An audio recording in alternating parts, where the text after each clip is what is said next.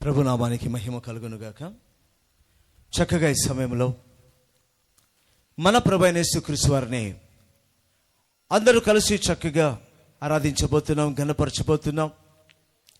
Rachavaripalli Telugu Baptist సంఘం 19వ వార్షికోత్సవ సందర్భంగా ఏర్పాటు చేయబడిన ఈ ప్రత్యేకమైన సువార్త సభల నిమిత్తమై దేవునికి మహిమ కలుగునుగాక. చక్కగా అనేకమైన పాటలు పాడి ప్రభుని స్తుతించాం, మహింపరిచాం. మరి ఈ సమయంలో దేవుని యొక్క వాక్య సందేశంలోకి వెళ్ళడానికి ముందు అందరూ లేచి నిల్చుండి దేవుని సన్నిధి మనం సమృద్ధిగా అనుభవించినట్లుగా స్తుతి ఆరాధన చేద్దాం, ప్రభును ఘనపరుద్దాం, ప్రభు యొక్క శక్తితో నింపబడదాం. ఈ రాత్రి యేసుక్రీస్తు వారు సూటిగా ముఖాముఖిగా మనందరితో మాట్లాడులాగున మనం ఆశిద్దామండి. ప్రభు మనతో ఉన్నారు. ఇప్పుడే వాక్యం మనం చదువుకున్నాం కదా, ఆయన లేచి ఉన్నాడు, ఆయన లేచి ఉన్నాడు. హిస్ రైజన్, ఆయన లేచి ఉన్నాడు, ఆయన సజీవుడు, ఆయన మన మధ్య ఉన్నాడు. ఈ విషయాన్ని మనం గుర్తించి ప్రభుని ఆరాధన చేద్దాం. మన మధ్య ఉన్నటువంటి ఎటర్నల్ లైఫ్ చర్చ్ టీం ఆరాధనలు నడిపిస్తుండగా ఏకీభవిద్దాం. హల్లెలూయా, హల్లెలూయా. దేవునికి మహిమ కలుగును గాక. ఇంటి అవకాశం ఇచ్చినటువంటి పెద్దలు, దైవ సేవకులు, అలాగే రాచవారిపల్లి సంఘ సభ్యులందరికీ కూడా నిత్య జీవ సంఘం నెల్లూరు వారి తరపు నుంచి ప్రత్యేకమైన వందనాలు. ఆరాధన చేసుకొని మన దేవుని స్తుతిద్దాం, మహిమపరుద్దాం. పరిశుద్ధాత్మ దేవుడు మన మధ్య సంచారం చేయించున్నాడు. ఆయన చేసే అద్భుత కార్యములు మన మధ్య ఎన్నో చూసి ఉన్నాం. మన దేవుడు సజీవుడు. ఇప్పుడే చెప్పారు దైవ సేవకులు, ఆయన సమాధిలో లేడు, ఆయన సజీవుడు, ఆయన లేచి ఉన్నాడు. ఆయన నిరంతరం ఏకరీతిగా ఉన్న గొప్ప దేవుడు కనుక మనము ఆత్మతో సత్యముతో ఆరాధన చేద్దాం.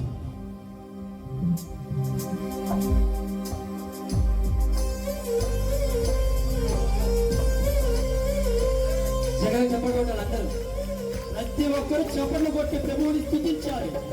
చప్పట్లు కొట్టడం మనకి శ్రేయస్కరం.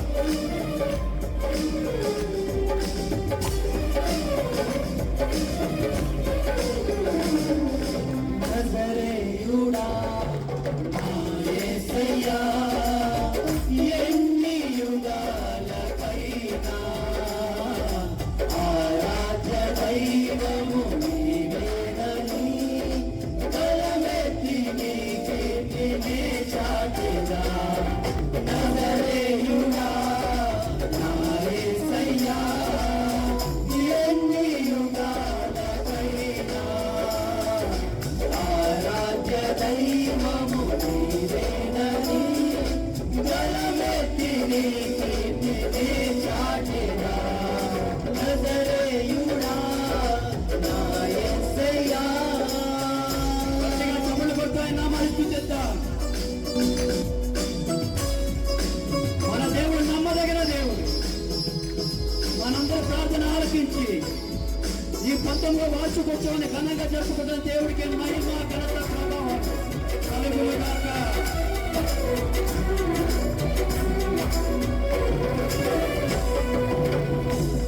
ఆకాశ గగనాలను నీ చేనతో కొలిచితివి. ఆకాశ గగనాలను నీ చేనతో కొలిచితివి. శూన్యములో ఈ భూమిని వేలాడదీసిన నా యేసయ్యా. శూన్యములో ఈ భూమిని వేలాడదీసిన నా యేసయ్యా. నీకే వందనం, నీకే వందనం, నీకే వందనం, వందనం నీకే వందనం. నజరేయుడా నా యేసయ్యా, ఎన్ని యుగాలకైనా ఆరాధ్య దైవము నీవేనని బలమెత్తి నీ కీర్తిని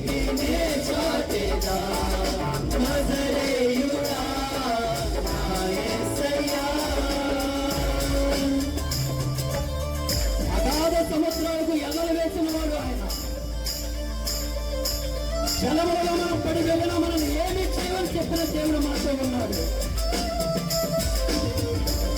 అంత గొప్ప దేవుడిని మనం ఈరోజు ఆరాధిస్తున్నాం. మన ఆత్మతో సత్యముగా దేవుడిని ఆరాధిస్తున్నాం. ఇంతవరకు ఆయన కృప చూసి భద్రపరిచే విధానం బట్టి ఆయన ఆరాధిస్తున్నాం.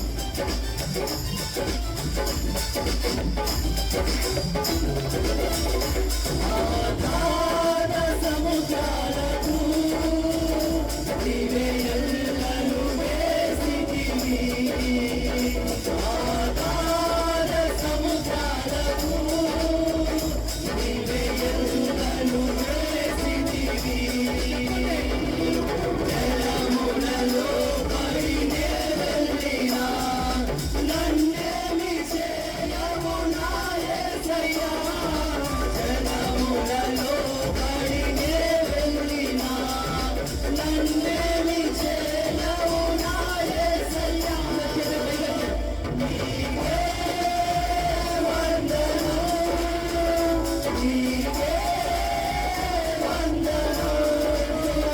నీకే వందనం, నీకే వందనం, నీకే వందనం, నీకే వందనం, నీకే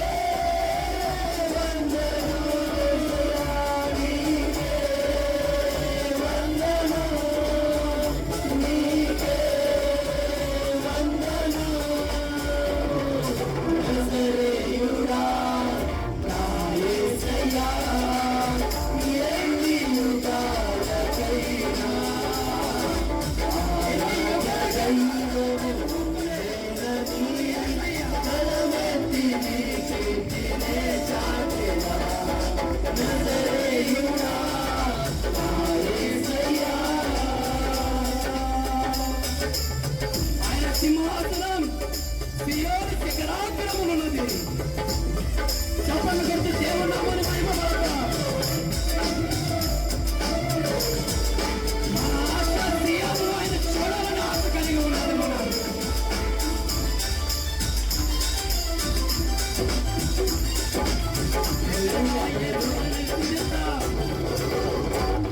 సియోను శిఖరాగ్రము నీ సింహాసనమాయెనా. సియోను శిఖరాగ్రము నీ సింహాసనమాయెనా. సియోనులో నిన్ను చూడాలని ఆశతో ఉన్నాను నా యేసయ్యా. సియోనులో నిన్ను చూడాలని ఆశతో ఉన్నాను నా యేసయ్యా. నీకే వందనం, నీకే వందనం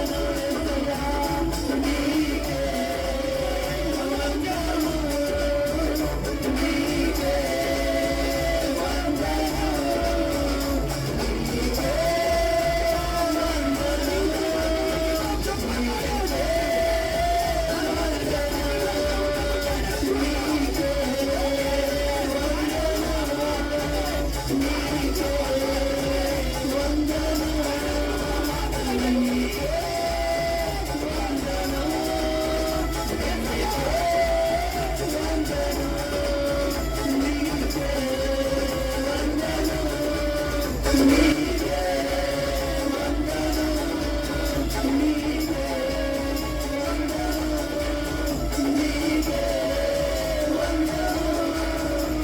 నీకే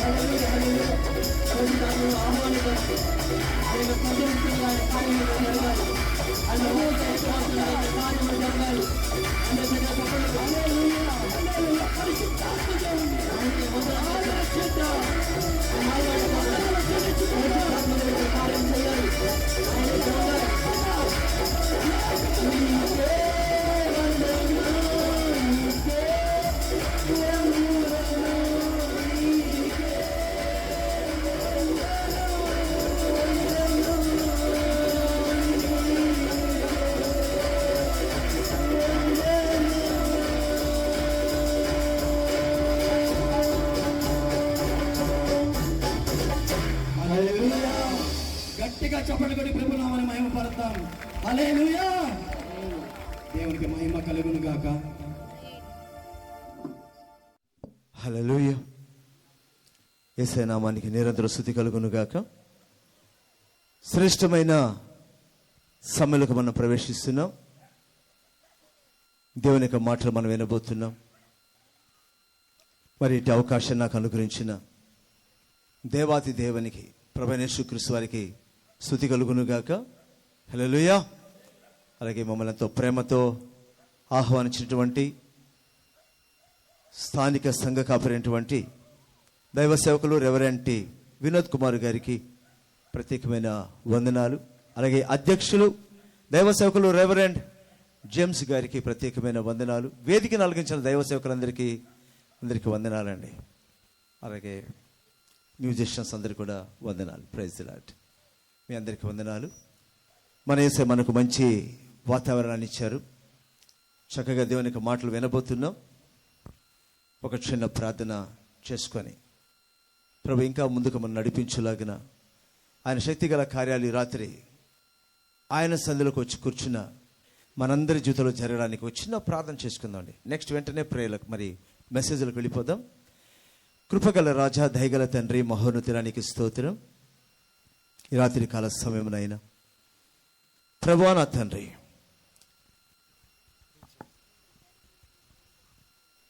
ఈ 19వ వార్షికోత్సవ సందర్భంగా ప్రభువా నా తండ్రి, మీరు ఏర్పాటు చేసిన సువార్త సభల నిమిత్తమై స్తుతిస్తున్నాం. ఈ 2 దినాల సభల్లో ప్రభా మొదటి దినంలోకి రాగలిగిన అవకాశం మాకు ఇచ్చావు, నీకు వందనాలు. మా ప్రాణప్రియుడా యేసయ్యా, నీకు స్తోత్రం స్తోత్రం స్తోత్రం. వాతావరణాన్ని సంపూర్ణంగా ప్రభా నీ స్వాధీనం ఉంచుకున్నందుకే నీకు వందనాలు. వచ్చిన ప్రజల నిమిత్తమై స్తుతిస్తున్నాం. దైవ సేవకుల బట్టి నీకు స్తోత్రాలు. స్తుతి ఆరాధన ద్వారా నీ శక్తిని మరింతగా అనుభవించగలిగిన కృపను మాకు ఇచ్చా స్తోత్రం. అనేకమైన మా పాటలతో ప్రతి గానాలతో నిన్ను మహిమపరచగలిగిన ధనిత మాకు ఇచ్చేందుకై స్తోత్రం స్తోత్రం స్తోత్రం. నాయన నీ వాక్యం ద్వారా అందరితో మాట్లాడండి ప్రభా. ఈరోజు కార్యక్రమాన్ని బలంగా జరిగించండి. రేపటి రోజు కూడా నైనా 2వ దినం నీ యొక్క హస్తము చాపి నీ ప్రజలందరూ నడిపించి చక్కటి వాతావరణం ఎంతో చక్కగా జరిపించమని అడుగుతున్నాం. రేపటి రోజునైనా దైవ వర్తమానం అందించవలసిన దైవ సేవకుల కొరకు మేము ప్రార్థిస్తున్నాం. సహోదరుడైన సంతోష్ రెడ్డి గారిని బట్టి వందనాలు. రాజమండ్రి నుంచి మరి క్షేమకరంగా తన టీముతో రావడానికి కృపణించండి. వారి ప్రయాణాన్ని దీవెనకరంగా చేయండి. ఎంతో అద్భుతమైన వర్తమానం అందించడానికి నీ దాసుని నడిపించబడుతున్నాం. ఈ రాత్రి నీ దీన సేవకులను ఒక్కసారి జ్ఞాపకం చేసుకొని నీ చేతి పనిముట్టుగా నోటి బూరగా వాడుకోమని క్రీస్తు యేసు అధికారంలో ప్రార్థిస్తున్నాం పరమ తండ్రి. ఆమేన్. హల్లెలూయా. ప్రభు మనకు తోడేండి నడిపించునుగాక. మరి ఈరోజు ఇక్కడ మీ మధ్య రావడానికి ప్రభు కృపనిచ్చారు. అలాగే దైవ సేవకులకు మా గురించి చెప్పినటువంటి ఈ ప్రాంతంలో మా ప్రియ కుటుంబము సహోదరుడు యేసుదాస్ గారు, యశోదమ్మ గారు కూడా వారి కుటుంబ సభ్యులకి దేవునికి దీవెనలు మెండుగా కలగాలని ఆశిస్తున్నాం. అలాగే మీటింగ్స్ గురించి ఎప్పటికప్పుడు మాకు తెలియపరుస్తూ కాంటాక్ట్లో ఉన్నటువంటి సహోదరు దావీద్ గారికి కూడా ప్రత్యేకమైనటువంటి వందనాలు. అందరికీ కూడా వందనాలండి. Praise Lord. ఇక వాక్యంలోకి ప్రవేశిద్దాం. మనం నాకు చదువుకున్న వచనం లూకాసు సువార్త 24వ అధ్యాయం 6-7 వచనాలు మరొక మనం చూద్దామా. ఆయన ఇక్కడ లేడు, ఆయన ఇక్కడ లేడు, ఆయన లేచి ఉన్నాడు, ఆయన లేచి ఉన్నాడు, ఆయన ఇంకా గలీలలో ఉండినప్పుడు మనుష్య కుమారుడు పాపిష్ఠులైన మనుషుల చేతికి అప్పగింపబడి సిలువ వేయబడి మూడవ దినమందు లేవవలసి ఉన్నదని ఆయన మీతో చెప్పిన మాట జ్ఞాపకము చేసుకునుడని వారితో అనిరి. ప్రభు వాక్యాన్ని దీవించునుగాక. ఆమేన్. ఆయన ఇక్కడ లేడు అంటే ఇక్కడ లేడని కాదు అర్థం. సమాధిలో లేడు, ఇక్కడ ఉన్నాడు. హల్లెలూయా. యేసుక్రీస్తు వారు మనతో ఉన్నాడు.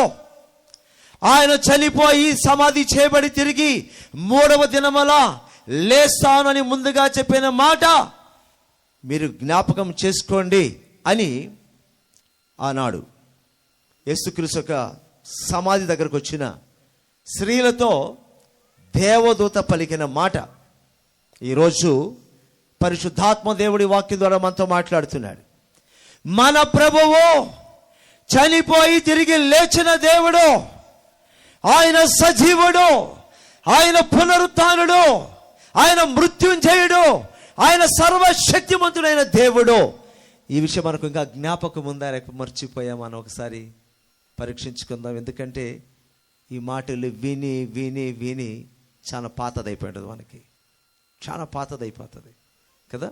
ఆయన తిరిగి లేచిన విషయం పెద్ద విశేషంగా అనిపించట్లేదు ఈరోజు. ఎందుకు తెలుసు? చాలాసార్లు వినేసాం, పాతదైపోతుంది మనకి. కాదు, క్రీస్తు పునరుత్థానం ఎప్పుడు నూతనమే. క్రీస్తు పునరుత్థాన శక్తిని మనం అనుభవించాలి. ఏదో వచ్చాము, కాసేపు కూర్చున్నాం, పాటలు పాడాం, చప్పట్లు కొట్టాం, దైవ సేవకులు ఏదో ఒక వర్తమానం అందిస్తే వినేసి వెళ్ళిపోవడం కాదు. ప్రభు మనతో ఉన్నాడని, ఆయన సజీవుడని, ఆయన నేటికి మన మధ్య ఉన్నాడని, ఆయన తనలో విశ్వసించిన ప్రతి ఒక్క వారి జీవితంలోనూ కార్యము నేటి కూడా చేయగల సమర్థుడని మనం విశ్వసించాలండి. మన ప్రభు సజీవుడు. మన ప్రభు సజీవుడు అన్నవాళ్ళు ఎంతమంది అండి? చేతులెత్తండి. ప్రభు సజీవుడు, హల్లెలూయా. ఆయన మృత్యుంజయుడు, చేతులెత్తండి. ఎంతమంది? మృత్యుంజయుడు. ఓకే. ప్రభు నా జీవితంలో కార్యములు చేయగలడు, ఎంతమంది ఒప్పుకుంటారు? దేవునికి మహిమ. మీరే సాక్షులు, ఎందుకంటే మీరు చేతులు ఎత్తారు. ఇప్పుడు చేతులతో మీరు అందరూ సాక్షులు. సజీవుడు అని చెప్పారు, తిరిగి లేచాడని చెప్పారు, ఆయన ఇప్పటికీ కార్యాలు చేయడానికి సమర్థుడని ఒప్పుకుంటూ చేతులు ఎత్తారు. హల్లెలూయా. ఇక మన విశ్వాసాన్ని మనం కాపాడుకోవాలి. ఈరోజు మన ప్రభువు మన తెలియపరిచిన వర్తమానం తెలుసా? తిరిగి లేచిన దేవుడు మనల్ని మన పరిస్థితుల నుంచి లేవనెత్తగల సమర్థుడు ఆయన. ఈరోజు మీరు ఏ పరిస్థితిలో ఉన్నారో మీకు తెలుసు. మీకున్న సమస్యలు కొన్ని బయట చెప్పగలిగే ఉంటాయి, కొన్ని చెప్పలేని ఉంటాయి. చక్కగా ప్రార్థన చేసుకోగలిగిన వారు ఉంటారు, ప్రార్థన చేసి పోరాటం చేసి విజయాన్ని పొందే వాళ్ళు ఉంటారు. కొంతమందికి అంత అనుభవాలు ఉండకపోవచ్చు, కానీ అందరు క్రైస్తవులమే, అందరు చర్చికి వెళ్ళే వాళ్ళమే.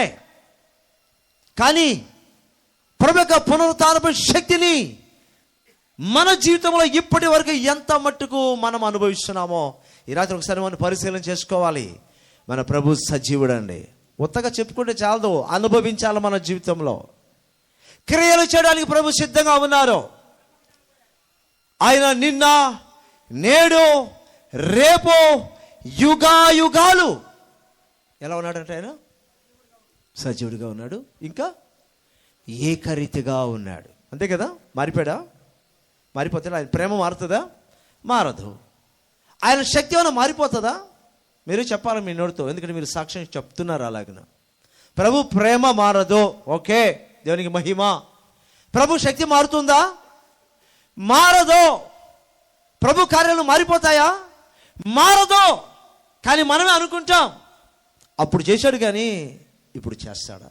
చేస్తాడు. అందుకని బైబిల్ చెప్తుంది, నిన్న, నేడు, యుగాయుగాలు ఏకరీతిగా ఉన్నాడు ఆయన. మనమే అవిశ్వాసంతో కార్యాలు చూడలేకపోతున్నాం చాలాసార్లు. చేస్తాడా? అప్పుడు చేశాడు, ఇప్పుడు చేస్తాడా? వాక్యంలో ఉంది, నిజమే. చేస్తాడా? ఒకవేళ ఇప్పుడు ప్రార్థన చేస్తే నెల పట్టొచ్చేమో, సంవత్సరం పట్టొచ్చేమో అని ఇటువంటి ఆలోచనతో, అవిశ్వాసంతో ఇప్పుడే ఆయన మన జీవితంలో కార్యాలు చెయ్యాలి అని ఆయన అనుకున్నప్పటికీ కూడా మనమే ఆపేస్తున్నాం. వాస్తవం అండి. యేసుక్రీస్తు వారు ఈ భూమి మీద శరీరధారిగా ఉన్న దినాల్లో తన సొంత ప్రాంతానికి వెళ్ళాడు. వెళ్ళి అక్కడ అనేకమైన కార్యాలు చేయాలనుకున్నాడంట. సమాజ మందిరంలో వాడుక చొప్పున వాక్యాన్ని బోధించాడు. వాక్యాన్ని బోధించిన తర్వాత ఆ ప్రాంతంలో ఉన్నవారు యేసు ప్రభువుని గురించి, ఆయన కుటుంబాన్ని గురించి తెలిసిన వాళ్ళు ఏమనుకున్నారో తెలుసా? అభ్యంతరపడ్డారు. ఏమని? ఈయన ఏంటి ఇలా బోధిస్తున్నాడు? ఈయనకి ఈ బోధ ఎక్కడి నుంచి వచ్చింది? ఈ మర్మాలు ఈయనకి ఎలా తెలిసాయి? ఈయన ఎలాగ ఈ కార్యాలు చేస్తున్నాడు? వీళ్ళ తోబుట్టులు మనకు తెలుసు కదా, ఇతను ఒట్రంగి కుమారుడు కాదా, మరి కుమారుడు కాదా అని ఆయన విషయమై అభ్యంతర పడడం చేత ఏమైందంటే, అక్కడ మీకు బాగా తెలుసు కదా వాక్యం, అద్భుతములు జరగలేదు. ఇప్పుడే కాదు, యేసయ్య శరీరధారిగా భూమి మీద ఉన్న దినాల్లో కూడా ఆయనే స్వయంగా చేయాలనుకున్నా కూడా చెయ్యలేకపోయాడు. కారణం ఏంటి తెలుసా? ఆయన శక్తి తగ్గలేదు, వారి అభ్యంతర కారణం చేత అక్కడ కార్యాలు జరగల. ఆనాడు కాదు, ఈనాడైనా సరే, ఆనాడైనా సరే, భవిష్యత్ అయినా కావచ్చు, ఎవరైతే ఎక్కడైతే అభ్యంతర పడతారో, అవిశ్వాసం కనపరుస్తారో వారి జీవితంలో కార్యాలు జరుగు. అంతేగాని ఆయనైతే ఏకరీతిగానే ఉన్నాడండి. ఆయన ఇప్పటికీ కార్యం చేయగల సమర్థుడు. హల్లెలూయా. మనందరినీ ఆయన రక్షణలోకి నడిపి రక్షణ ఇచ్చాడు. మన రక్షణ పొందడానికి సిలువ యాగాన్ని జరిగించాడు. మన కోసమే చనిపోయి తిరిగి లేచాడు. క్రొత్త నిబంధనకు వారసులుగా చేశాడు. ఆయన స్వరక్తం ఇచ్చి ఏర్పాటు చేసిన సంఘములో మనల్ని ఆయన మరి నియమించాడు. దేవునికి మహిమ కలుగును గాక. ఈ రాత్రి ఇక్కడ కూర్చున్నటువంటి మనందరి జీవితంలో ఎటువంటి పరిస్థితులు ఉన్నాయో ఆయన తెలుసా తెలీదా? తెలుసండి. చూచుచున్న దేవుడు ఆయన. ఎంత మాత్రం చూశాడు? జస్ట్ గ్రౌండ్ చూస్తున్నాడు ఆయన. ఈ లైటింగ్స్ చూస్తున్నాడా? కాదండి. ఆయన ఏం చూశాడు తెలుసా? మన హృదయాంతరంగమును చూస్తున్నాడు ఆయన. హల్లెలూయా. మిగతా అన్ని మనకు కనిపిస్తుంది ఇక్కడ, ఇవన్నీ మనం చూడగలం. వీటినే యేసయ్య కూడా ఇవే చూస్తున్నాడని మీరు అనుకోపాకండి. మనం చూడలేని వాటిని ఆయన చూస్తున్నాడు. అదే మన హృదయాంతరంగం. దేవునికి మహిమ. చూడండి, ఈరోజు పునరుత్థాన యేసుక్రీస్తు వారు ఏ పరిస్థితుల నుంచి మనం లేవనెత్తడానికి సిద్ధంగా ఉన్నాడు. ఈ రాత్రి మనం చూద్దాం. బైబిల్లో 147వ కీర్తనలో చూడండి, 6వ వచనం. 147వ కీర్తన 6వ వచనాన్ని మనం చదువుకుందాం. యెహోవా దీనులను లేవనెత్తువాడు, భక్తిహీనులను ఆయన నేలను కూల్చును. బైబిల్ చెప్తుంది ఆయన దీనులను లేవనెత్తువాడు. హల్లెలూయా. ఎవరైతే ఆయన ఎదుట దీనత్వము కలిగి ఉంటారో, వారు ఏ పరిస్థితులైతే పడిపోయి ఉన్నారో వారిని లేవనెత్తడానికి రాత్రి ఆయన సిద్ధముగా ఉన్నాడండి. ఎవరి దీనులు? దీన మనస్సు కలిగిన వారు దేవుని ఎదుట ఏమి జరిగినా ప్రభువే చూచుకుంటాడంటారు కదండి. వాళ్ళని దీనత్వం. గొడవేస్తే తిరిగి గొడవేసేవాళ్ళు కాదు, దూషిస్తే తిరిగి దూషించే వాళ్ళు కాదు, కొడితే తిరిగి కొట్టేవాళ్ళు కాదు. దీనులంటే ప్రభువా నువ్వు చూస్తున్నావు, నువ్వే చూచుకో అని దేవుని చేతికి అప్పగించేవారే దీనులు. కొన్నిసార్లు ఇతరులు ఎంత ఘోరంగా తమ విషయంలో ప్రవర్తించినా ఏమీ చేయలేక నిస్సహాయ స్థితిలో ఉంటూ దేవుడా నువ్వే నాకు దిక్కు అని దేవునిపై చేతులు ఎత్తి చూస్తుంటారే వాళ్ళని దీనులు.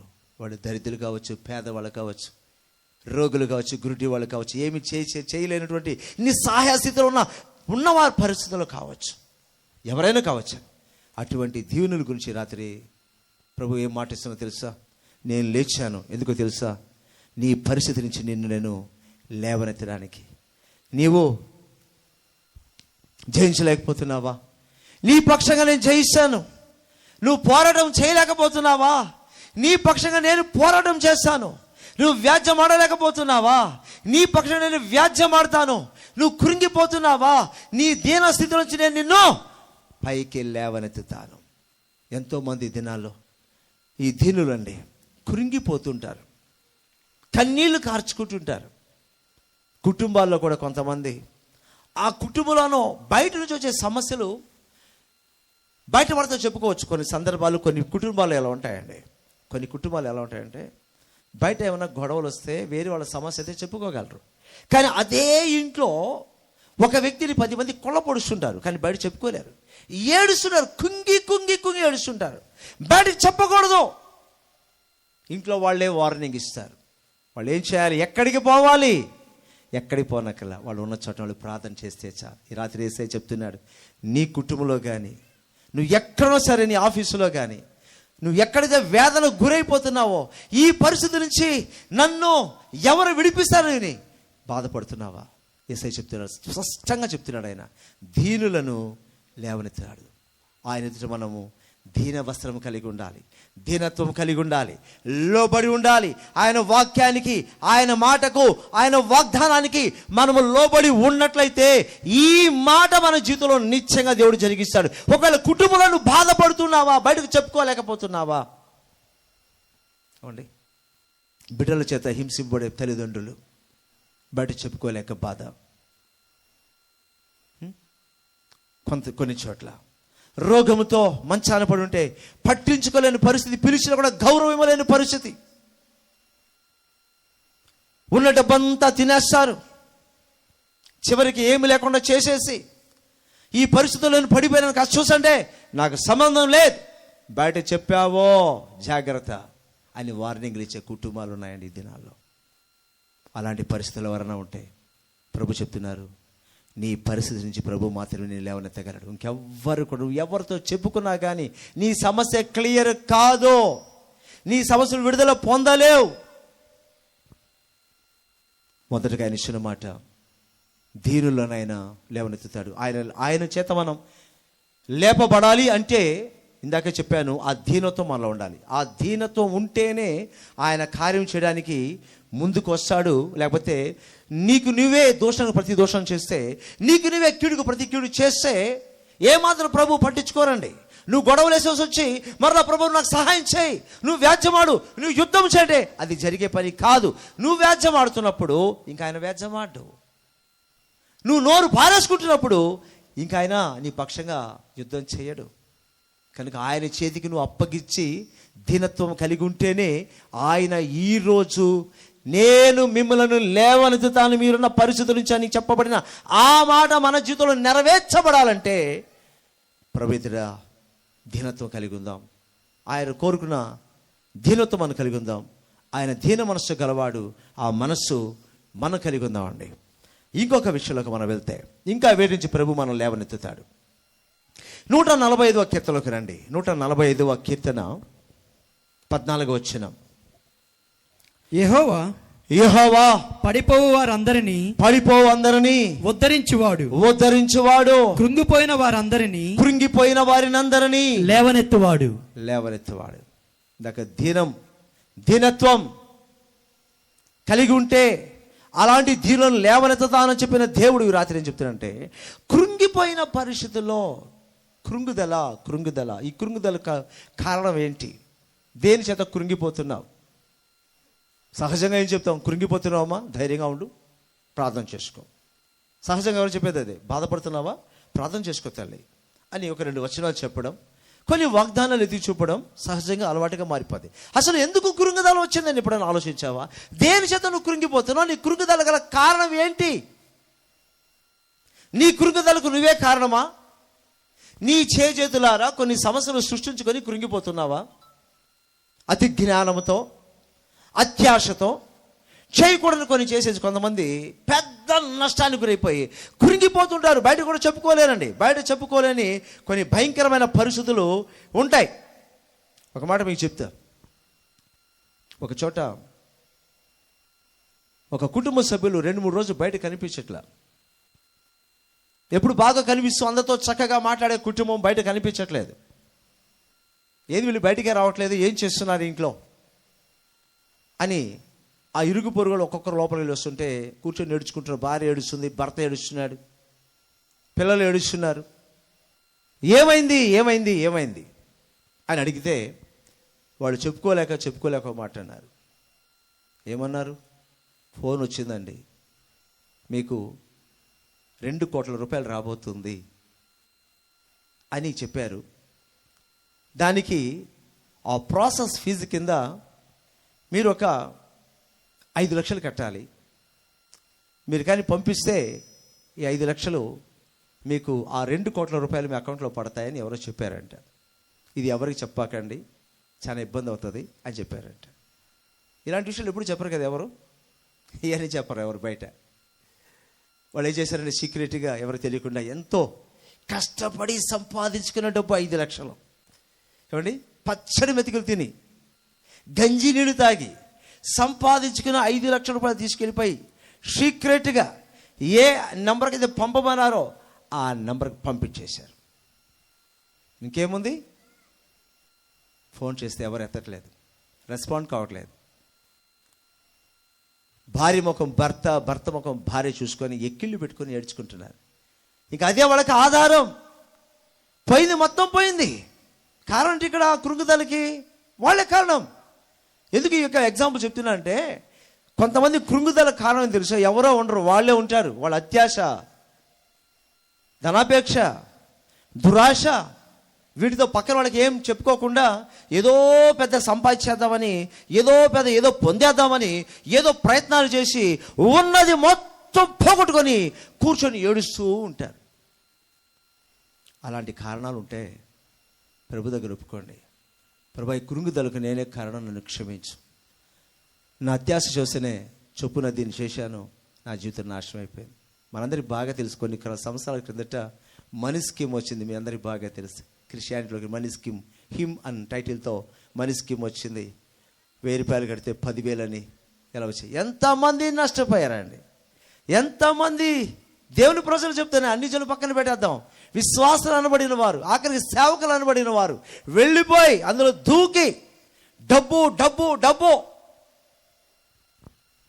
కొంతమంది సేవకులైతే దారుణం. అది విన్న తర్వాత బాధేసింది.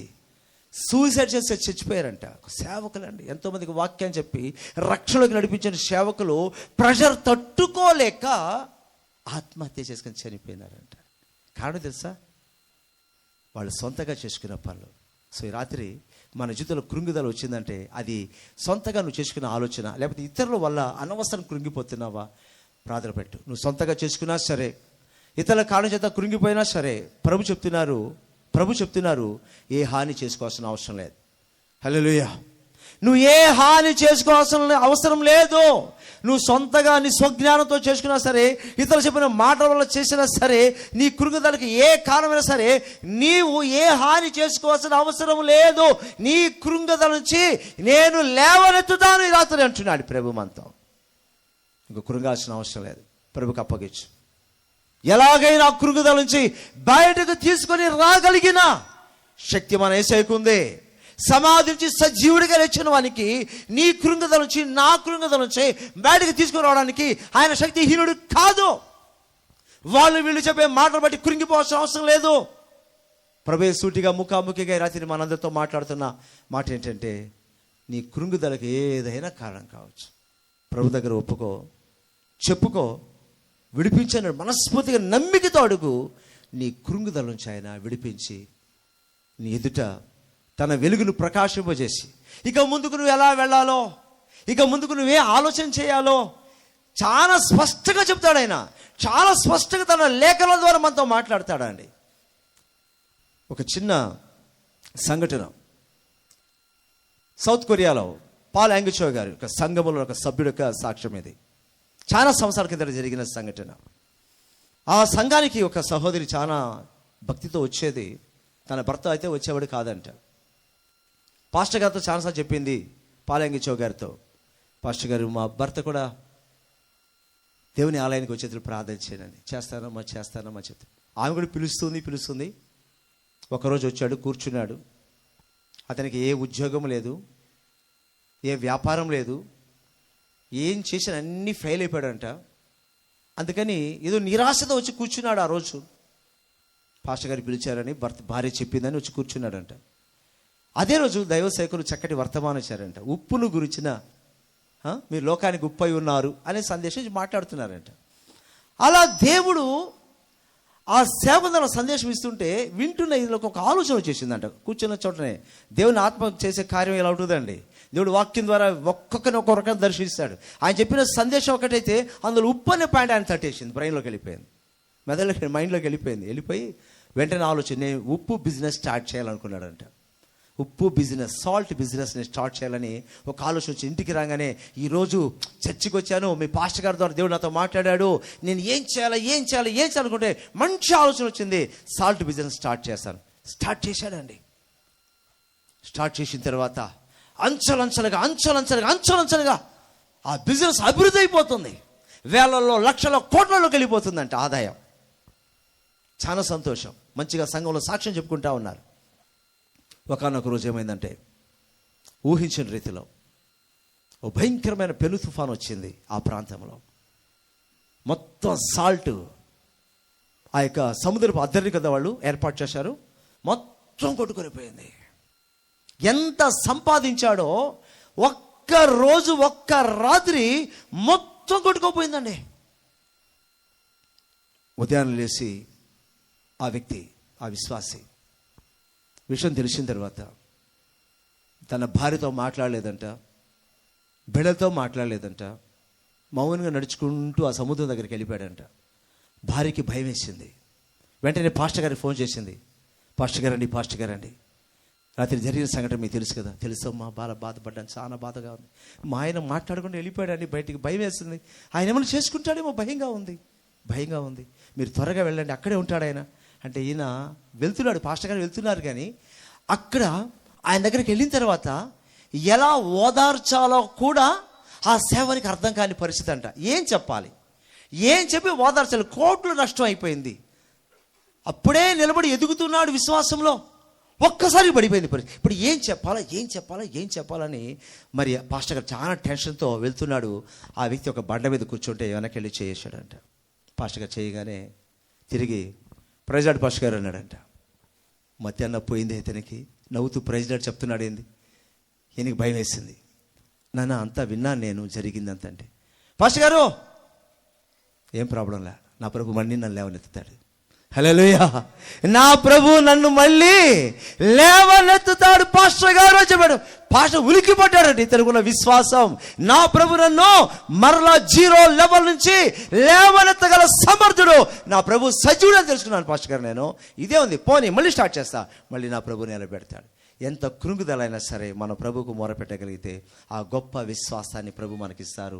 మరలా నిలబడగల శక్తి మన జీవితంలో ఆయన ఇస్తాడని. అంతేగాని కృంగిపోయి పారిపోవడమో, కృంగిపోయి ఏదో చేసి ప్రయత్నించడం, అది పిరికి వాడు చేసే పని. అసలు దేవుని నమ్మకం బిడ్డలు ఎంత మాత్రం అటువంటి పనులు చేయకూడదు. ఎందుకంటే మన ప్రభు రోషము గల దేవుడు, ఆయన రోషము గల దేవుడు. ఆయన ఆశ్రయిస్తే మనల్ని నిలబెట్టగల ఆయన సమర్థుడండి.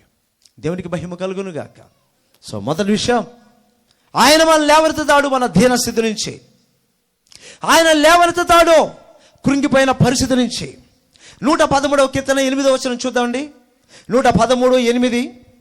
ఆయన నేల నుండి దరిద్రులను లేవనెత్తువాడు. పెంట కుప్ప మీద నుండి బీదలను పైకెత్తువాడు. దేవునికి మహిమ కలుగును గాక. ఏంటంట? దరిద్రులను లేవనెత్తువాడంట. ఈరోజు ఏమన్నా దరిద్రంలో ఉన్నామని బాధపడిపోతున్నావా? దరిద్రం ఎప్పుడు దరిద్రమే. ఉదయం లేస్తే పాలు పేటకి మళ్ళీ వెతుక్కోవాలి 10 రూపాయల కోసం. ఏందిరా దరిద్రం? ఎంత కాలమైనా ఉదయం లేస్తే పాలుకి ఎత్తుకోవాలా, టీ పొడికి ఎత్తుకోవాలా, దానికి ఎత్తుకోవాలా, దీనికి ఎత్తుకోవాలా. అలా కొన్ని కుటుంబాలు ఒకరోజు అలాంటి ఒకరోజు పర్వం, కొంతమందికి అలానే కొనసాగుతుంటుంది. భయపడాల్సిన అవసరం లేదు. మన ప్రభు ఆధ్యాత్మికమైన ఆశీర్వాదం ఇచ్చినట్టుగానే భౌతికమైన ఆశీర్వాదం కూడా ఇవ్వగల సమర్థుడు ఆయన. ఇవ్వడని ఎవరు చెప్పారండి? ఒకటి ఆత్మీయంగానే బ్లెస్ చేస్తాడా? ఫైనాన్షియల్గా బ్లెస్ చేయడు ఆయన? ఏమంటే బ్లెస్ చేయడం ఎవరైనా అనుకుంటున్నారా? చేస్తాడు ఖచ్చితంగా. ఎందుకు చేయడు? ఆయన నమ్మిన వారిని ఆయన ఆస్తికతులుగా చేస్తారు. ఖచ్చితంగా మనకి ఆయన ఇవ్వగలడు దేవుడు. ఆయన ఏ సహాయమైనా మనం చేయగలడు. ఈ వచనం గురించి కూడా ఒక చిన్న సాక్ష్యం ఇది పంచుకునేది. ఒక దైవ సేవకుని యొక్క సాక్ష్యం అది. ఆ దైవ సేవకుడు చెప్పినప్పుడు నేను కూడా ఆశ్చర్యపోయాను. ఒక పల్లెటూరులో ఉండేవాడంట ఆయన. కష్టపడి డిగ్రీ దాకా చదువుకున్నాడు. ఒక అన్యుడు అతను. చాలా పనులు, అన్ని రకాల పనులు చేశాడు. వాళ్ళకి పొలం గట్ర ఏదో ఉందంట. అప్పుడప్పుడు వాళ్ళు టౌన్కి ఆయా ప్రాంతాలకు వెళ్ళి ఈ ఎరువుల కోసము ఏదంటారు కదండి, పేడ ఏదో సంథింగ్ ఉంటుంది కదా, అవన్నీ ఏరుకొని ట్రాక్టర్లో వేసి ఆ ట్రాక్టర్ మీద ఒక పెద్ద పట్టేసి ఆ పట్ట మీద పడుకొని తన ఊరికి వచ్చేవాడంట. అదంటే ఆయన పరిస్థితి. అదే ఆయన పరిస్థితి. పెంట కుప్పల నుంచి పైకి లేవనెత్తువాడు. ఒకానొక రోజు ప్రభు ఆయన దర్శించాడు, రక్షణ పొందాడు. కొంతకాలం తర్వాత ప్రభు పిలుపు మేరకు మరి బైబిల్ ట్రైనింగ్ పొంది సేవలకు వచ్చాడు. ఈరోజు ఆయన ఏ స్థితిలో తెలుసా? ఏసీ కారులో తిరుగుతున్నాడు. హల్లెలూయా. ఆయనతో కలిసి నేను కారులో వెళ్తుంటే ఆ దైవజనుడు ఈ వచనాన్ని చెప్పి, పాస్టర్ గారు ఈ వచనం నాకు వింటే కంట తడి అవుతుంది, ఈ వాక్యం అక్షరార్థంగా నెరవేరింది. అక్షరాలు నేను అలాగే పెంట కుప్పల మీద పడుకొని వచ్చాను మా ఊరికి. ఎన్నిసార్లు పడుకొని ఆ టేట మీద పట్టేసేసి ఆ పెంట మీద పేడ మీద వేసి ఆ ఎరువు కోసం తీసుకొచ్చేవాడిని.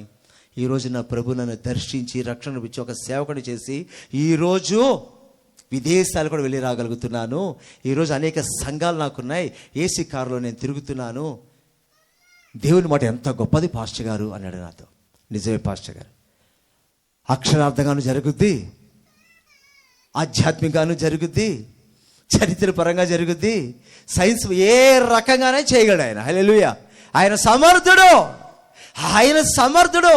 నువ్వు ఒకే కోణంలో ఆలోచిస్తావు, నీకు తెలియని అనేక కోణాల నుంచి దేవుడు వాక్యం ద్వారా మాట్లాడతాడు, స్థిరపరుస్తాడు.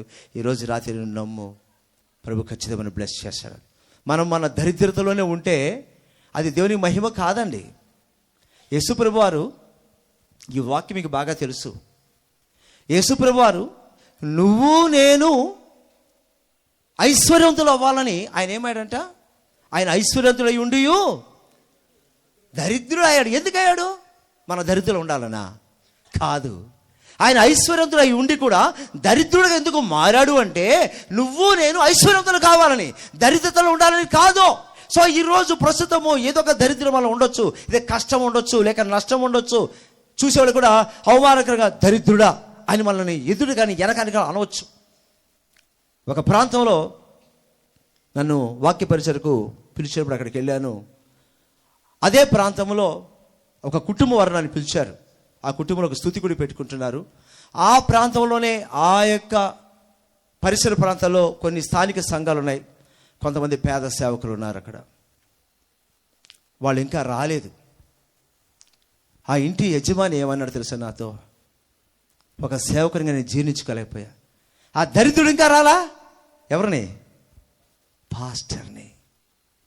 దరిద్రుడా యేసయ్యా, లోపల నాకు గుండెకి టెక్క టెక్క టెక్క టెక్క టెక్క కొట్టుకుంది. ఒక సేవకుడు దరిద్రుడు అనిపించుకున్నాడు. వీళ్ళు ఈ దరిద్రుడు ఇంకా రాలేదంటున్నారు ఏంది? దైవ సేవకుని పట్టుకొని. అంటే ఆయన ప్రార్థనా జీవితానికి విలువ లేదా? ఆయన ఇచ్చే వాక్య సందేశానికి విలువ లేదా? నీ కోసం, నీ కుటుంబం కోసం పరుగులు తీసుకొని వస్తున్నాడు. ఎప్పుడు పిలిచినప్పుడు వస్తున్నారే, విలువ లేదా? ఒకవేళ అవసరమైతే ఉపవాసమని కన్నీళ్లు కార్చి ప్రార్థన చేస్తున్నాడు దైవజనుడు, ఆయనకి విలువ లేదా? కేవలం ఆయనకు ఇల్లు లేదనో, వాకిలి లేదనో, ఒక బైక్ లేదనో, ఒక కారు లేదనో, అతనికి సరైన స్థితిగతులు లేదనో చూసి ఒక మరి ముడతలు పడిపోయిన తెల్ల సొక్క వేసుకొస్తే వస్తున్నాడు. అదిగా దరిద్రుడు, అది వచ్చేసాడు. మళ్ళీ రాగానే నీ గురించి చెప్తున్నానే, అదా కూర్చోదా? నేను అక్కడే ఉన్నా, నేను అక్కడే వింటున్నా. చాలా బాధ కలిగింది. దేవుని ప్రజలు కావచ్చు, దేవుని సేవకులు కావచ్చు, దరిద్రులుగా ఉన్న దేవుని చిత్తం కాదు. ప్రభుని అడగండి, ప్రార్థన చేయండి. ప్రభువా నన్ను ఆశీర్వదించు, ప్రభువా నన్ను ఆశీర్వదించు, ప్రభువా నేను అనేకులకు ఆశీర్వాదకరంగా నన్ను నువ్వు ఆశీర్వదించు. చేతులెత్తి ప్రార్థన చేద్దాం. విశ్వాసులు కావచ్చు, సేవకులు కావచ్చు. ఎందుకు దేవుడు మనం బ్లెస్ చేయడు? చేస్తాడండి. సమస్తం ఆయనదే కదా. దేవుడు తన కుమారునే మనకిచ్చేసినప్పుడు ఆయనతో పాటు సమస్తం మనకి ఇస్తానని వాగ్దానం ఉంది కదా. కుమారునే ఇచ్చిన దేవుడికి ఆయనతో పాటు సమస్తము ఇవ్వడు అని మనం ఎందుకు అనుకోవాలి? దేవుడు ఇవ్వడు అనుకుంటున్నారు. ఈరోజు మన కళ్ళ ముందు ఎంతమంది లేదండి సాక్షులుగా, సజీవ సాక్షులుగా ఎంతమంది లేదు? సేవకులు కావచ్చు, విశ్వాసులు కావచ్చు. తిండి తిప్పలు లేకుండా ఈరోజు ఉన్నతమైన స్థితిలో ఉన్నవాళ్ళు, నేను చెప్పడం కదా, మీరు చూస్తున్నారు. మీరు ఎంతోమంది సాక్ష్యాలు విని ఉన్నారండి, మీ కళ్ళతో మీరు చూస్తున్నారు. అలాంటిది మనల్ని ప్రభు బ్లెస్ చేయడని ఎందుకు హృదయంలో నిర్ణయించుకుంటున్నారు? ఆ నిర్ణయమే తప్పు. దేవుడు నన్ను ఆశీర్వదించాడు అని అనుకుంటున్నావే, అక్కడ ఆగిపోతుంది. ప్రభు అందరిని ఆశీర్వదించాడయ్యా, నన్ను ఆశీర్వదించాడు, అంతే, నా బతుకంతే అని ఎందుకు అనుకుంటున్నావు నువ్వు? అలా అనుకుంటున్నావు నువ్వు. అలా అనుకోవడం వల్ల నీ దగ్గరకు వచ్చిన ఆశీర్వాదం తిరిగి వెనక్కి వెళ్ళిపోతుంది. అనుకోవద్దు. మనం ఎప్పుడు ఆశీర్వదింపబడిన వాళ్ళమే. తిన్నా తినకపోయినా, ఉన్నా లేకపోయినా, నేను దేవుని చేత ఆశీర్వదింపబడిన వ్యక్తిని అని స్థిరపరచుకో. ముందు స్థిరపరచుకో. మెట్టు మెట్టు మెట్టు మెట్టుగా ఎలాగా దేవుడు ప్రత్యేకపరిచి నిలబెడతాడో మీరే సాక్ష్యం ఇస్తారు. ఒక రోజు దేవుడి మాట మరలా నీకు గుర్తు చేశాడు. ఆ రోజు ఒక స్థితికి వచ్చిన తర్వాత గుర్తు చేసి నువ్వు సాక్ష్యం ఇస్తావు. పరిశుద్ధాత్మ దేవుడు ప్రభు యొక్క మాటలు గుర్తు చేస్తాడు మనకి ఆయన. సో ఈరోజు రాత్రి ప్రభు చెప్తున్నారు, ఎంత దరిద్ర స్థితిలో ఉన్నా సరే మనల్ని ఆయన పట్టించుకుంటాడు, లేవనెత్తుతాడు. నేను కూడా దారుణాతి దారుణమైన దారిద్ర్యాన్ని అనుభవించిన వ్యక్తిని. ప్రభు పిలుపు మేరకు సమస్తాన్ని విడిచిపెట్టి వచ్చిన తర్వాత నా చదువును, నా మెడికల్ ప్రాక్టీస్ను అన్ని విడిచిపెట్టి కొంతకాలానికి చాలా ఘోరాతి ఘోరమైన శ్రమలోకి వెళ్ళిపోయి తిండి తిప్పలో లేకుండా ఒక పూట తిండి దొరికితే ఎట్లా అనుకునే పరిస్థితిలో ఉన్నాం. కానీ ప్రభువే మమ్మల్ని బ్లెస్ చేశాడు. నేనైతే ఒప్పుకుంటాను, ప్రభు ఆశీర్వదించాడు. ఈరోజు ప్రభు ఖచ్చితంగా మనందరినీ, ఆయన పక్షపాతి కాదు, ఆయన పక్షపాతి దేవుడు కాదు. నమ్మకంతో ప్రార్థించు. ఈరోజు 10 మందికి పెట్టగల స్థితిని దేవుడు నాకు ఇచ్చాడు. ఆ భయంకరమైన పరిస్థితి తలుచుడు ఈరోజు నా భయమే.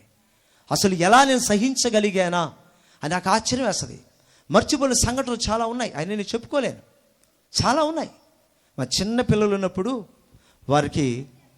వారి పేరు మీద అంగన్వాడీ స్కూల్లో రాయించి ఆ పిండి పెడితే ఆ పిండిని మరి దాంతో చిన్న చిన్న అప్పాలు పెట్టుకొని దాన్ని తిని ఆ రోజు సేవ చేసేవాళ్ళం.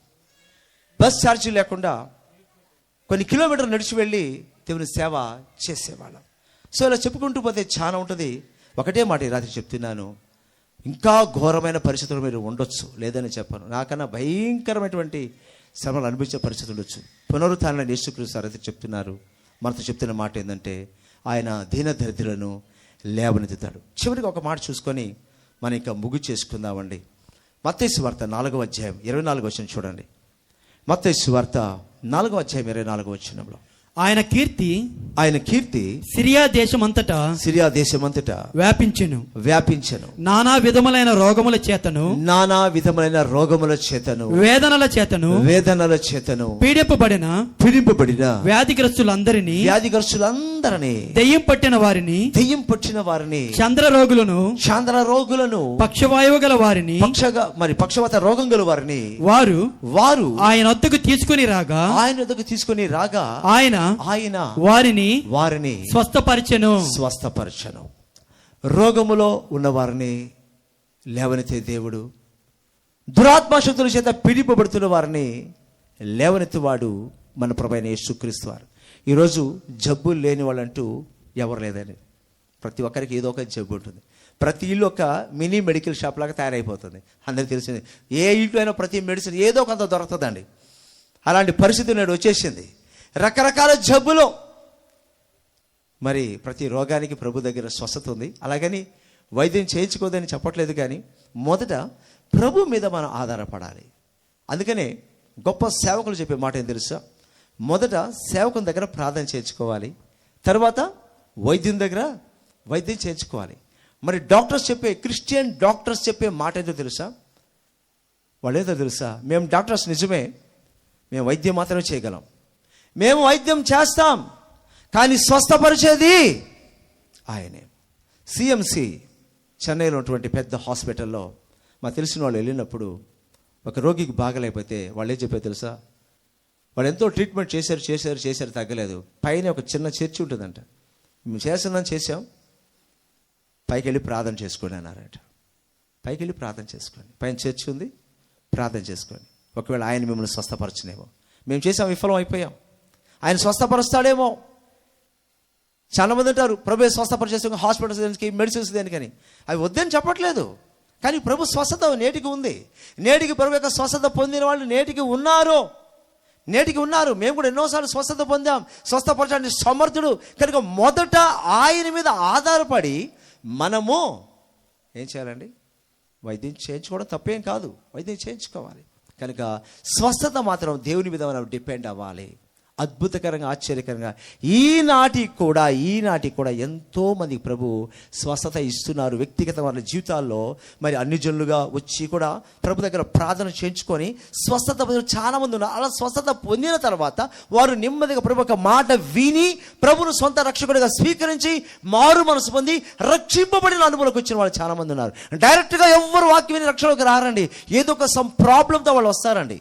ప్రభు దగ్గరకు వచ్చే వాళ్ళందరూ డైరెక్ట్గా నాకు నిత్య జీవం కావాలి, నాకు ముక్తి కావాలి, నాకు చెప్పండి అని ఎవరు వస్తారు మన దగ్గరికి? అలా వస్తారండి? అలా ఎవరు రారు. ఏదో ఒక సమస్యతో వస్తారు, ఒక జబ్బుతో వస్తారు. అలా వచ్చినప్పుడు వారిని వాక్యం ద్వారా దేవుడు ఆదరించి మొదట వారి సమస్య నుంచి విడిపించి వారికి స్వస్థతనిచ్చి నెమ్మదిగా దేవునికి మాటలు విన్న తర్వాత ఈయనే నిజ దేవుడు, ఈయనే రక్షకుడు, ఈయనే లోకరక్షకుడు గ్రహించి స్వీకరించి వారు ప్రభువును సొంత రక్షకుడు స్వీకరిస్తారు. ఈ విషయం తెలియక చాలా మంది ఇదేదో మత ప్రచారం మార్చేస్తున్నారు, బలవంత మార్పిడి. ఇక్కడ ఎవరన్నా బలవంతంగా మార్చారండి? నేను కూడా హిందువునే, పచ్చి హిందువుని, విగ్రహాధికుడిని, భయంకరమైన విగ్రహాధన చేశాను. చిన్న చిత్తగా కాదు, చేతిలో కర్పూరం పెట్టుకుని వెలిగించా ఫైనల్ స్టేజ్లో, దేవుడు ఉంటే నాకు కనిపించాలని. ఏమండి, నేను చదువుకునే దినం అంత భయంకరంగా భక్తి ఉండేది.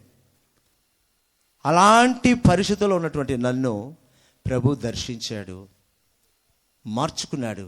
మా కుటుంబం అంతా అన్య కుటుంబము, మా కుటుంబం అంతా దేవుడు దర్శించాడు, మార్చుకున్నాడు. ఈరోజు ఆయన సేవ చేసే గొప్ప భాగ్యాన్ని మాకు ఇచ్చాడు. ఎవరు మమ్మల్ని బలవంతంగా మార్చలేదే, ఒక్క మాట, బలవంతంగా ఎవరు మార్చలేరు. ఒక్కొక్కరి జీవితంలో ఒక సాక్ష్యము, ఒక్కొక్కరి జీవితంలో ఒక అద్భుతం. అది స్వస్థత కావచ్చు, శ్రమ కావచ్చు, లేక దురాత్మ పిడి నుంచి విడుదల కావచ్చు, ఏదైనా కావచ్చు. అందులో వారు విడుదల పొందిన తర్వాత ప్రభు యొక్క పునరుద్ధాన శక్తిని వారు అనుభవించిన తర్వాతనే ప్రభుని వాడు సొంత రక్షకునిగా స్వీకరించిన వారే ఇక్కడ కానీ ఎక్కడ కానీ ప్రతి సంఘములో ఉన్నవారండి. హల్లెలూయా. వారు నమ్మకంగా జీవించకపోని కానీ ప్రభు దగ్గరకు వాళ్ళు వచ్చారు అంటే గొప్ప కార్యము వాళ్ళ జీవితంలో ప్రభు యేసుక్రీస్తు వారు జరిగించారు. ప్రభు యేసుక్రీస్తు వారు బైబిల్లో చాలా చోట్ల ఆయన స్వస్థపరిచిన సందర్భాలు ఉన్నాయి. బైబిల్లో మాత్రమే కాదు, మన జీవితాలు ఇప్పటికీ చేస్తున్నాడు. ఎందుకో ఇందాక చెప్పాను, ఫస్ట్ చెప్పాను కదా, మొదట ఆయన సజీవుడు, నిన్న నేడు యుగాలు ఏకరీతిగా ఉన్న దేవుడు. ఈ రాత్రి ప్రభు ఇక ప్రశాంతమైన వాతావరణంలో చక్కగా కొన్ని మాటలు వినగలిగిన అవకాశాన్ని ప్రభు మనకిచ్చారు. సో సమయం అయిపోతుంది, ఎంతనా చెప్పొచ్చు, కానీ వినగలిగిన ఈ మాటలు మీరు హృదయంలో స్థిరపరచుకుంటే చాలు. గంట చెప్పాము, 2 గంటలు చెప్పాము, ముఖ్యం కాదు. కానీ ఇప్పుడు చెప్పిన మాటలు మీ హృదయంలో స్థిరపరచుకొని ప్రభుకు మనం నమ్మకంగా జీవించగలిగితే, ఏ స్థితిలో పడిపోయి ఉన్నామో ఆ స్థితిలో నుంచి నువ్వు నమ్మగలిగితే నమ్ముట నీ వల్ల తినమోనికి సమస్తము నువ్వు నమ్మగలిగితే నీ ఉన్న స్థితి నుంచి పైకి లేపుతాడు, నిలబెడతాడు, సాక్షిగా ఇక్కడ నిలబెడతాడు. ప్రభు నామానికి మహిమ కలుగును గాక. ప్రభు యొక్క సందేశాలు మన వినికిల్లో ఆశీర్వదించును గాక. ఆమేన్. ప్రార్థన చేసుకుందాం. కృపగల రాజా, దయగల తండ్రి, మహోన్నతుడా నీకు వందనాలు. ప్రభువా, ఈరోజు మేమంతా ఈ స్థితిలో ఉన్నామంటే అది నీ దయ, నీ కృప, నీ కనికరం మాత్రమే, వేరొకటైతే కాదు. అతిశయించడానికి మాలో ఏమీ లేదు, మీ యందు మేము అతిశయిస్తున్నాం. నీ కృప లేకపోతే ఈరోజు మేము ఏమైపోయి ఉంటాం ప్రభా. ఇక్కడ కూర్చున్న నీ ప్రజలందరినీ కాపాడావు, నీ సేవకులైన మమ్మల్ని అందరినీ కాపాడావు. దినము నీ ప్రేమ మా మీద ఎక్కువ అవుతుంది, దినము నీ వాత్సల్యత మా పట్ల ఎక్కువ అవుతుంది. ఈ లోకం మారిపోయినా, మా తోటి వారు మారిపోయినా, మమ్మల్ని చీదిరించుకున్నా, అవమానపరిచినా, దూరపరిచినా, యేసయ్యా నువ్వైతే ప్రతిరోజు నీ ప్రేమ చేత మమ్మల్ని బలపరుస్తున్నావు, నీ కృప చేత బలపరుస్తున్నావు. అయ్యా, మా జీవితాలు ఎన్నెన్నో కార్యాలు చేయాలని నువ్వు ఇష్టపడుతున్నందుకు నీకు స్తోత్రం. సజీవమైన జీవము కలిగిన నీ వాక్యము ద్వారా ఈ రాత్రి మా అందరితో నువ్వు మాట్లాడావు ప్రభా. నువ్వు సజీవుడిగా లేచావు, మమ్మల్ని లేవనెత్తగల దేవుడు అని కూడా అనేక వాక్యాలు మా ముందుకు తీసుకొచ్చావు నాయన. నువ్వు సజీవుడు, నువ్వు నేటికి సజీవుడు, నువ్వు మాతో ఉన్నావు, మా మధ్య ఉన్నావు ప్రభా. నీకు వందనాలయ్యా. ఈ వాక్య సందేశాన్ని విన్నటువంటి ప్రతి ఒక్క హృదయంలో పరిశుద్ధాత్మదేవ స్థిరపరచండి. మీ బిడ్డలు ఏ సమస్యతో ఈ రాత్రి ఉన్నారో, ఏ వేదనతో ఉన్నారో, ఏ కృంగుదలలో ఉన్నారో, ఏ దరిద్రతలో ఉన్నారో అయ్యా, ఏ విధమైన చీకటి శక్తుల ప్రభావాల చేత నలిగిపోతున్నారో, రోగాల చేత పీడిపబడుతున్నారో ప్రభా, నీకు మాత్రమే తెలుసు అయ్యా. నీకు తెలుసు. మీ బిడ్డలు బలపరచు, నీ బిడ్డలు లేవనెత్తండి, ఒక్కొక్కరి మీద నీ హస్తం ఉంచండి. ఇప్పుడే మీరు బలపరచండి, ఇప్పుడే మీరు స్వస్థపరచండి. పరిస్థితులను, స్థితిగతులను మార్చగల సజీవుడైన దేవుడు నీవు నాయనా. నీకు వందనాలు. మేము నమ్ముతున్నాం. మేము మరచినా నువ్వు మరిచే దేవుడు కాదు ప్రభా. మేము విడిచిపెట్టినా మమ్మల్ని విడిచిపెట్టే దేవుడు కాదు ప్రభా. తల్లి అయిన తన తండ్రి బిడ్డ మరుస్తుంది కానీ నేను మిమ్మలను మరువ చాలనని చెప్పిన దేవుడు నీవు నాయనా. నీకు వందనాలు. నీ కృప అయ్యా ఇంతవరకు మమ్మల్ని అందరినీ కాపాడింది నాయన. స్తోత్రం. ఈ మొదటి సువార్త సభ చక్కగా జరిపిస్తున్నది స్తోత్రం. మిగిలిన సమయం ఆశీర్వాదకరంగా చేయండి. రేపటి రోజు జరగవలసిన సువార్త సభ అద్భుతంగా జరిగించమని యేసు ప్రశస్త నామములో ప్రార్థిస్తున్నాం పరమ తండ్రి. ఆమేన్. ప్రభునామములో మీ అందరికీ వందనాలు. Praise Lord. అందరికీ వందనాలు.